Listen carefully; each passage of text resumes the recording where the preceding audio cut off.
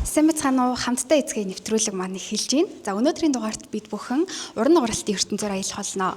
Хүний биеийн уян хатан чанар, за мөн дээрээс нь тэсвэр төвчээрийг агуулсан энэхүү урлагийн ард ямар их хүч хөдөлмөр нуугдаж байдгийг бид бүхэн харах мэддэггүй шүү дээ. Тийм учраас өнөөдрийн дугаарт маш авьяаслаг уран нугараач охтууд болон тэдний багштай уулзаж ярилцахаар болсон. Ингээд та бүхэн маань нэвтрүүлэгтэйгээ хамт байгаарай гэж хэлье.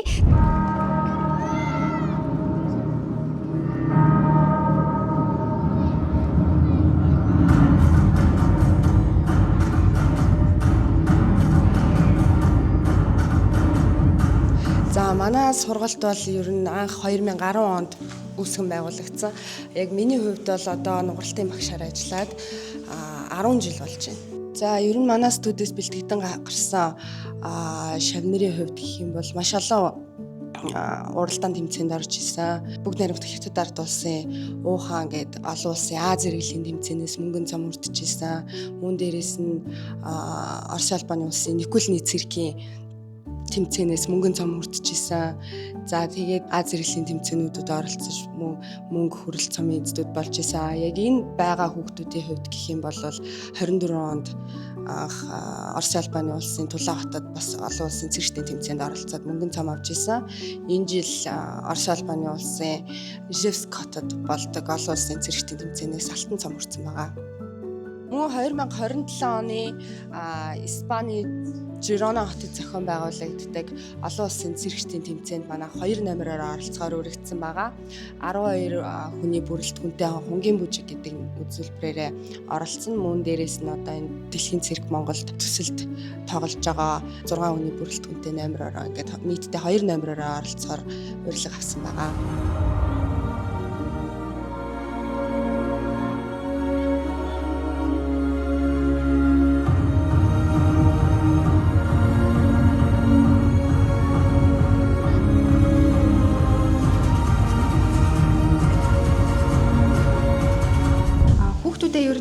Яаж харж авдаг вэ? Эсвэл яг за энэ яг нэг уран нугаралтад амар тохиромжтой охин байна даа ч гэдэг юм уу, хүү байна даа гэсэн тийм зүйл ер нь байдгүй шавнараасаа. За яг балет шиг бол бид нар тэгэж яг сонгож энэ тохирно энэ тохирохгүй гэсэн юм бол байхгүй. Ерөнхийдөө хүүхэд болгоны одоо биеийн өгөгдөл нь өөр байдаг. Жишээ нь зарим нь одоо байглаасаа амар уян өгөгдүүлж байдаг, хатан өгөгдүүлж байдаг. Тэгэхээр яг тэрэнд нь тааруулж одоо өөр арга байрлалаар өөр техникээр ажилладаг гэсэн үг. За ер нь бол хамгийн эхлээд нуруугаа дасгаж эхэлнэ. Баг багаар хоошоо гэдийгээд нуруугаа дасгаж агаад за жоохон нуруу нь халаад ирэнгүүт эрүүн дээрээ хэвтэж эхэлдэг байгаа.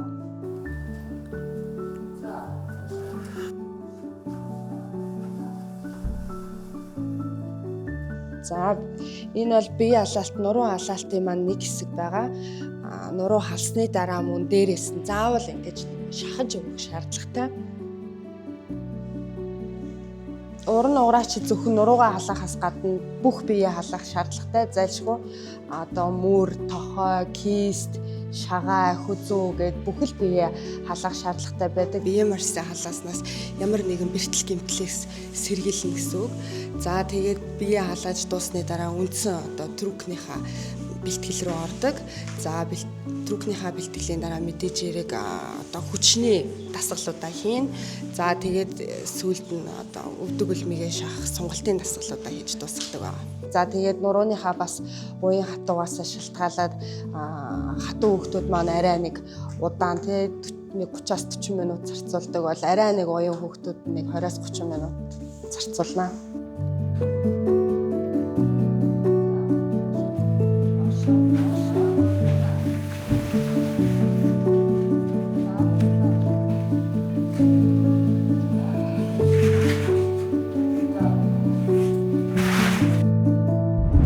Амар юм өөрийнхөө хүсэл мөрөөдлөөр амар явахыг хүссэн. Нэгт амар юм гоё уян налрахаа тэгээд юм өөрийгөө амар юм илэрхийлэх юм шиг санагдаад тэгээд орсон байгаа. Анх бол манай ээжтэй амар хоорондоо ярьдаг байсан. Ээж бас багтаа уран нугаралтаар хичээлээ амар хүсдэг байсан. Гэтэ чадаагүйгээд тэгээд ээж намайг анх сайн судалж аваад ингээд сэлэнгэ агштай авчиж өгчээсэн. Тэгээд одоо ээж л намайг бүх юмар амар дэмждэг. 6 настайгаас ахуулаад одоо 8 хийж байгаа хүүхдүүдтэйгээ яг танилцсан. Тэгээд яг тэр үеэс ахуулаад ингээд дотносоод ямар хуу зан арын шинтэй тэгээд ямар хуу дотн хүүхдүүд гэдгийг яг мэдж авсан. Эхнийхээ үед бол амар санарч байдаг гэсэн. Тэгээд сүүл рүүгээ нэг хийгээд харайц нь гараад тэгээд тасчдаг. Нэг орж ирээд нэг анх жоохон сонголт монголч хаа жоохон нэг юм шахуу бэлтгэл хийхээр жоохон шамтрах гад байдаг. Гэхдээ яг зүгээр яг тэр үедээ жоохон шамтрах гад яг одоо бол тэгээд амар гоё нэг өөрийнхөө мөрөөдлөөр явж байгаа болохоор гоё ягаа. Тийм. Яг уу эхэндээ бол бэлтэж яхад бол ингээд хөдөлгөөн дээрээ ч юм уу тиймэрхүү юм дээрээ ингээд жоохон алдаад ах юм бол тэрнээсээ ингээд жоохон энийг одоо жоохон хурдан сурч байгаа юмсан гэсэн тиймэрхүү бодол төрдөг.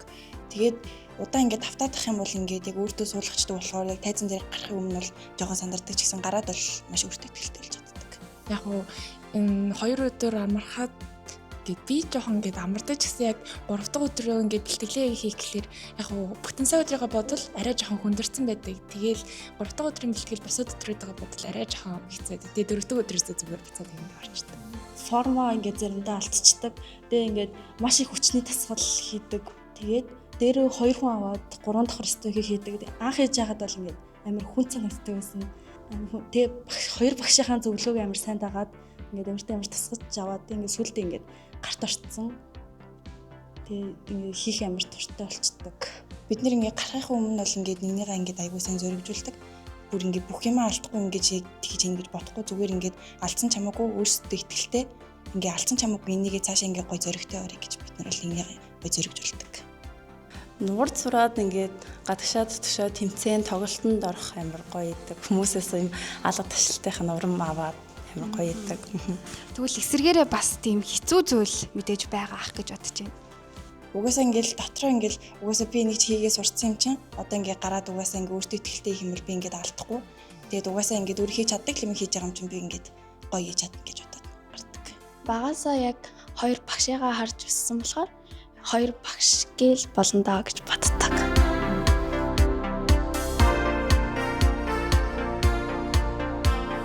Би ер нь бол угаасаа анханасаа урлагийн яг циркийн гэр бүлд өссөн. Анх 1996 онд манай эмээг Оросын албаны улсын Бурят улсын циркийг үүсгэн байгуулалцгаар багшаар одоо урьж авчирсан байгаа. Би ялгаагүй эмээгээ дагаад тэгээд циркээр бас хичээлээд уран нугалтын төрлөөр 5 настайгаас хойш хичээлж эхэлсэн.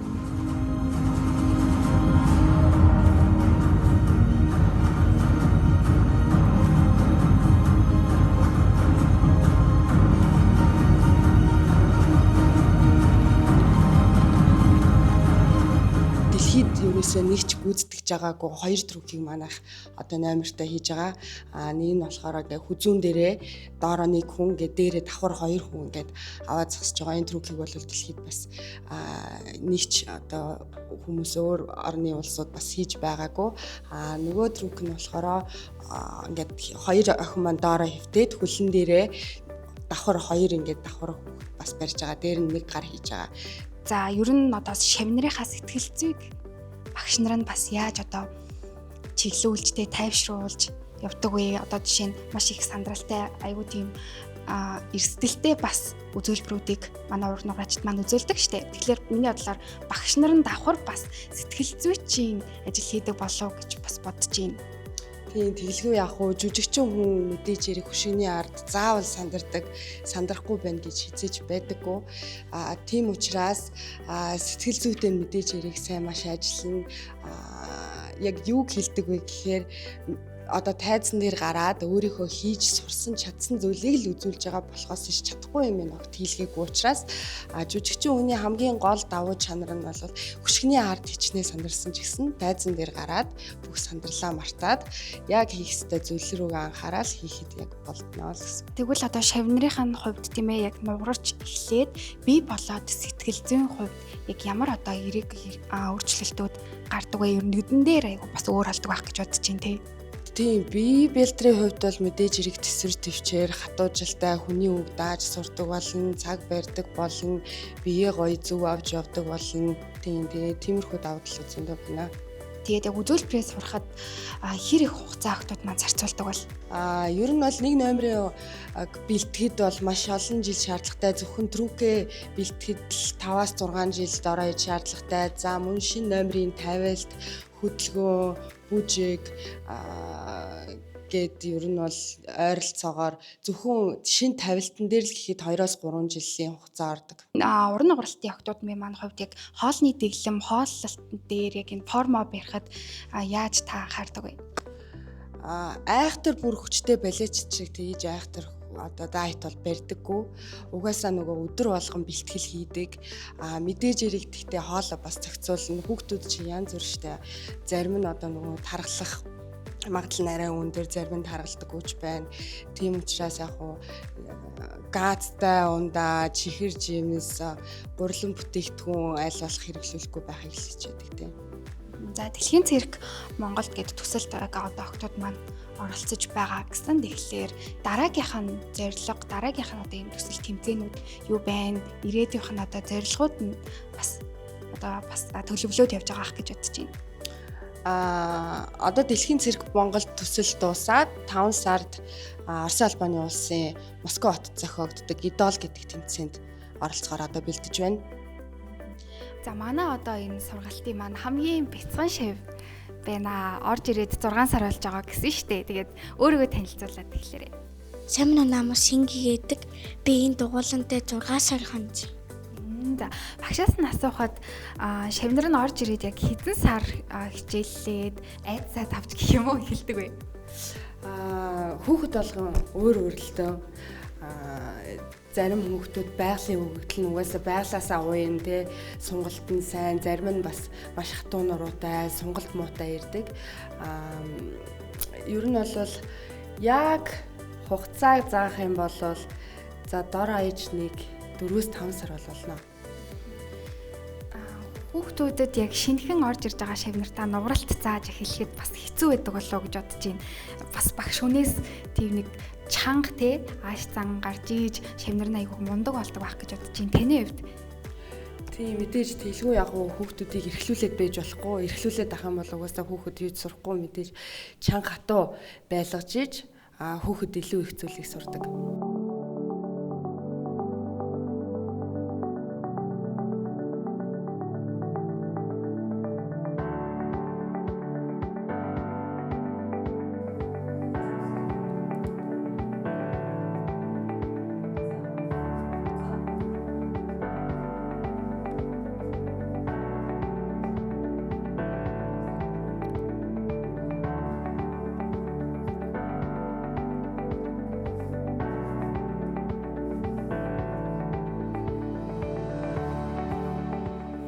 Зөвхөн уран нугаралт Монголд ч биш гадны орнд бас зөндөө төвлөрмөл байдаг.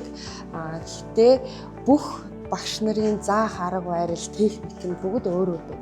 Зөвхөн уран нугаралт гэхээсээ одоо уян налархай бие гэхээсээ илүү одоо хүчний дасгалууд, хүнд элементүүд, трүкүүд одоо илүү их түлхүү үзүүлэлт харуулдгаараа илүү одоо онцлогтой байна.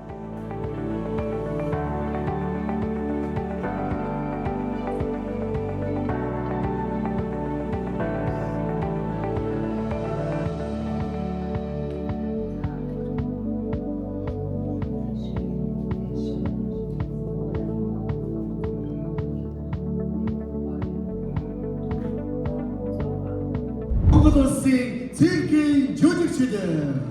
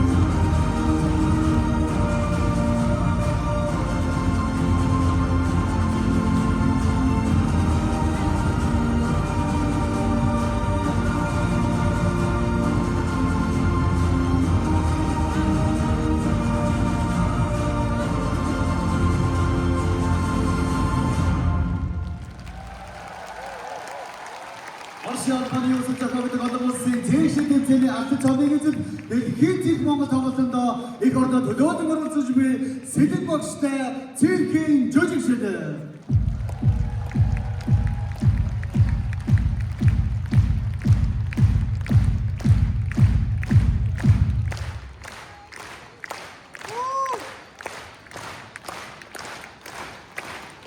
За үзэгчид маань дөнгөж саяхан орон нуграач охтуудын маань тий яаж бэлтгэлээ хийдэг. За мөн дээрээс нь өөрсдөөсөө яаж тэсэр төвчээр гаргадгийг нүдэрээ үзэж харлаа. Тэгээд нэвтрүүлэгтэйгээ хамт байсан үзэгчидтэй маш их баярлалаа. Тэгээд нэвтрүүлэгт маань оролцсон багш болон хөрхөн авьяаслаг шавнартан ч гэсэн маш их баярлалаа гэж хэлмээр байна. Дараагийнхаа нэвтрүүлгээр уулзлаа. Баяртай үзэгчтэй. Баяртай.